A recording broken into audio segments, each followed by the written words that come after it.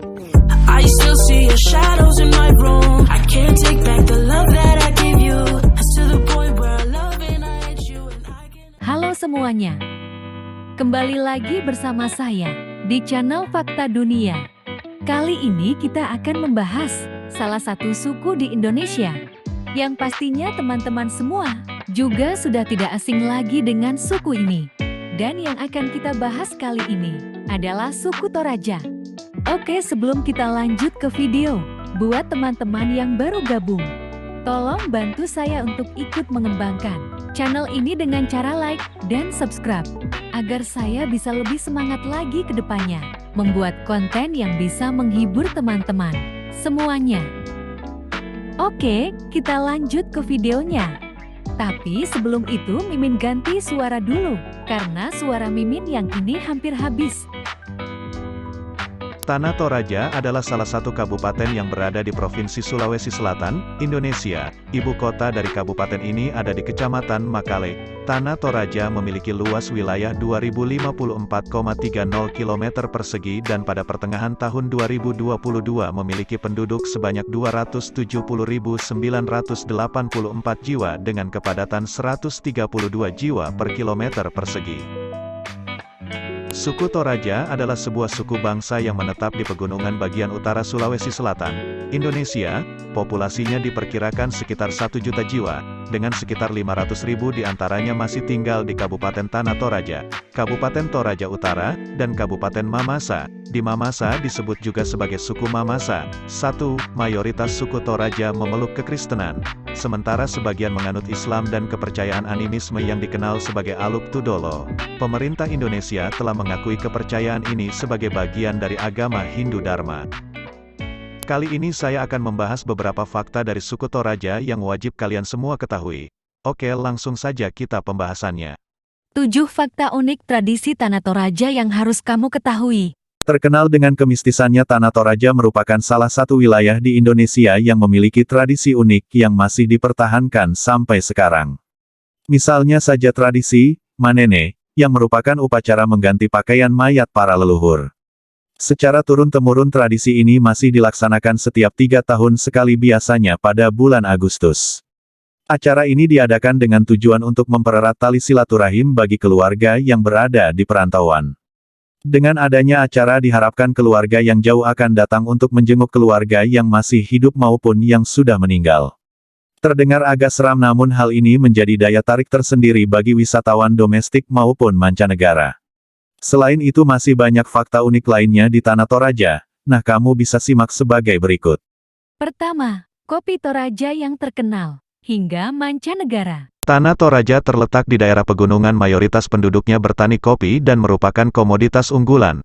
Salah satu kebanggaan Indonesia, kopi Toraja menjadi primadona di luar negeri, memiliki cita rasa yang unik. Kopi Arabica dan Robusta dari Tanah Toraja sangat diminati oleh para pecinta kopi. Aroma herbal yang khas jarang ditemui pada kopi lainnya menjadikan kopi ini spesial. Tahukah kamu sekitar 40% kopi di Jepang yang beredar merupakan kopi Toraja? Kedua, Kampung Lolai, negeri di atas awan. Kampung Lolai terletak di Kabupaten Toraja Utara dengan ketinggian 1.300 mdpl dan mendapat julukan sebagai negeri di atas awan karena pemandangannya yang mempesona. Hamparan lautan awan membuat berdecak kagum seketika saat kamu melihatnya. Bagi kamu yang ingin menikmati sunrise di pagi hari, kamu bisa mendirikan tenda di sekitar kawasan, atau bisa juga menikmati sensasi berbeda dengan menginap di tongkonan, yakni rumah khas Toraja yang dijadikan sebagai homestay oleh beberapa warga. Ketiga, Tanah Toraja memiliki 5 kuburan unik.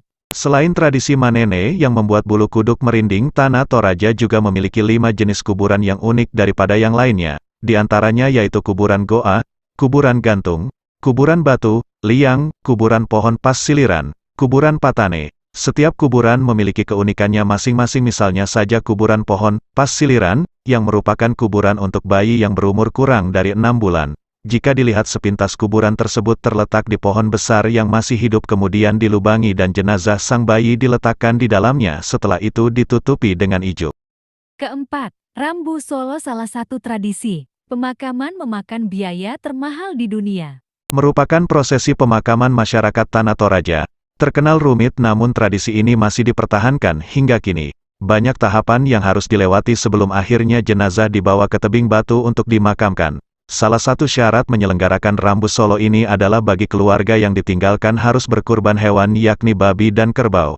Untuk jumlahnya sendiri menyesuaikan dengan strata sosial keluarga yang berduka. Semakin tinggi strata keluarga tersebut maka semakin banyak hewan yang harus dikurbankan. Misalnya saja keluarga dari strata menengah maka mereka harus berkurban sebanyak 8-10 ekor kerbau ditambah babi sebanyak 30-50 ekor dan untuk keluarga dari kalangan bangsawan bisa berkurban kerbau sejumlah 25-150 ekor.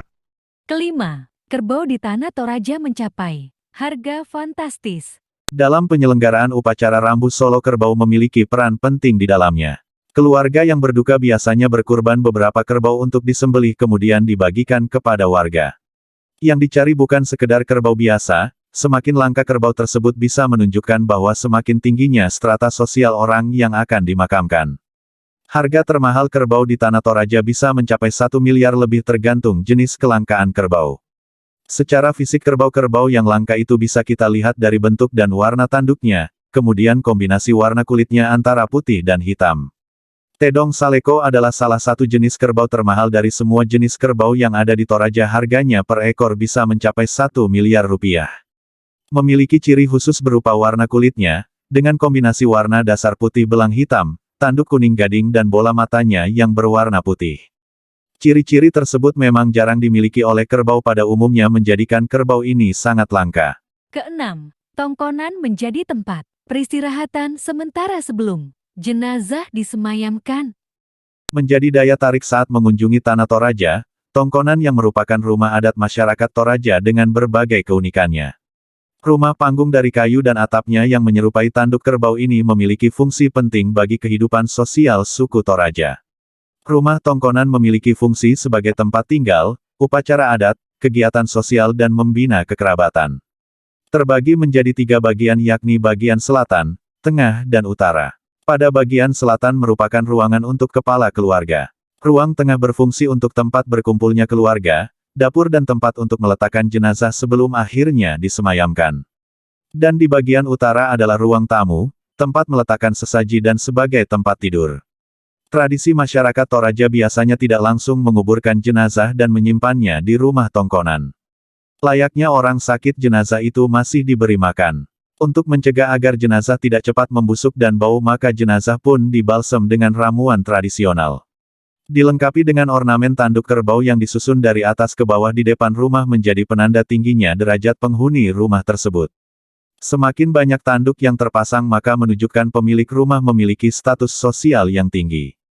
Tanduk-tanduk itu berasal dari kerbau yang dikurbankan saat Rambu Solo, upacara pemakaman. Ketujuh, kain tenun khas Toraja, tanda kasih untuk mendiang. Pada upacara Rambu Solo kain tenun juga memiliki peranan penting. Jenazah yang belum dimakamkan akan dibalut dengan kain tenun khas Toraja. Menurut kepercayaan suku Toraja yakni Aluk Tadolo memang mensyaratakan pembalutan jenazah dengan kain tenun. Karena mahalnya harga kain yang dijual dengan harga Rp300.000 hingga Rp5 juta. Lambat laun penggunaan kain tenun ini pun semakin berkurang. Seiring berjalannya waktu kain tenun Jawa dengan motif khas Toraja pun diproduksi dan dipasarkan di Toraja. Dengan harga lebih murah dari kain tenun asli hanya Rp100.000 ternyata membawa minat kembali masyarakat untuk menggunakan kain tenun. Oke teman-teman, segitu dulu pembahasan kita kali ini. Jangan lupa untuk like video ini dan share ke teman-teman kalian, agar lebih banyak orang yang mengetahui beberapa fakta unik tentang suku Toraja ini. Jangan lupa juga untuk tekan tombol subscribe dan aktifkan loncengnya agar Mimin lebih semangat lagi buat konten-konten menarik lainnya yang pastinya untuk menambah wawasan kita dan juga menghibur teman-teman semuanya. Akhir kata Mimin ucapkan terima kasih karena telah menonton video ini sampai akhir.